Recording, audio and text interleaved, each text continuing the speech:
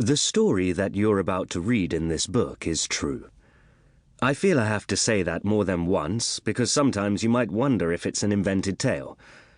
So many shocking and astonishing things happened to the people in it that you'd be forgiven for thinking none of it could be real. I knew one of the people who lived through it. Kurt Kleinman was 8 years old at the time the story begins. When they were kids, Kurt and his brother Fritz saw things that would make your hair stand on end and your skin crawl. Kurt's mother had to send him halfway round the world, all on his own, so that he would be safe. Fritz was older and wasn't so lucky. He was sent to a terrifying camp where people were killed every day.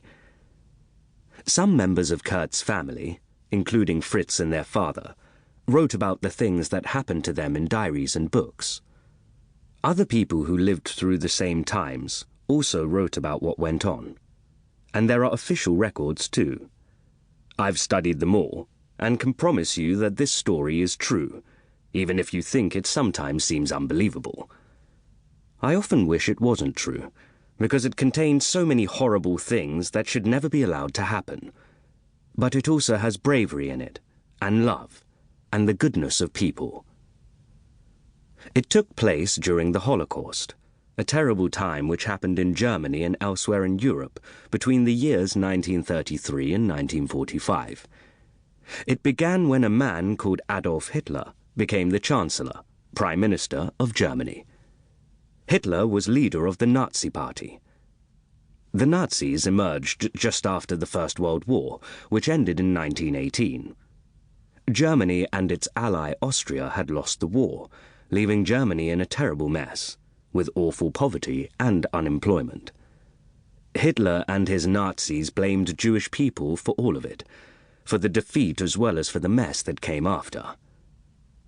The Nazis were fanatical racists.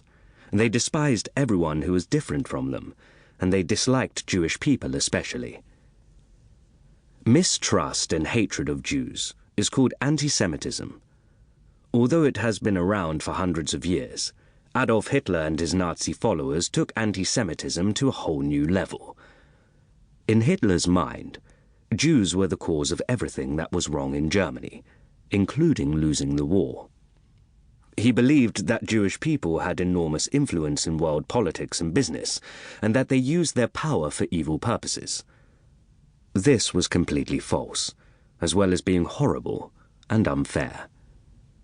Jewish Germans and Austrians had fought bravely in the war, and Germany's defeat was no more their fault than anyone else's. But it was simple to blame Jews, so that's what the Nazis did.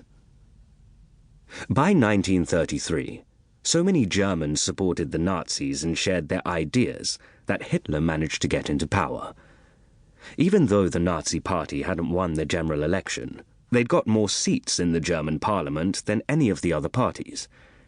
Hitler did a deal with powerful people in business and politics, and they let him become Chancellor.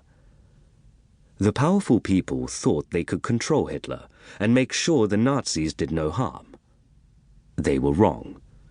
The Nazi Party quickly took over everything, from schools to the police and the armed forces.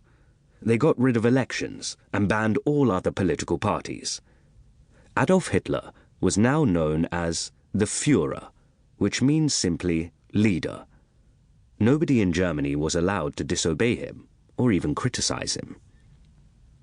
Right away, the Nazis started bullying Jews, taking away their jobs and businesses, excluding their children from school, and trying to make all Jewish people leave Germany. The Nazis sent people they didn't like to prison camps, called Konzentrationslager, German for concentration camps. At first, they imprisoned their political opponents and people who protested or resisted the Nazis' power, but eventually they began sending Jews to the camps too, just for being Jewish.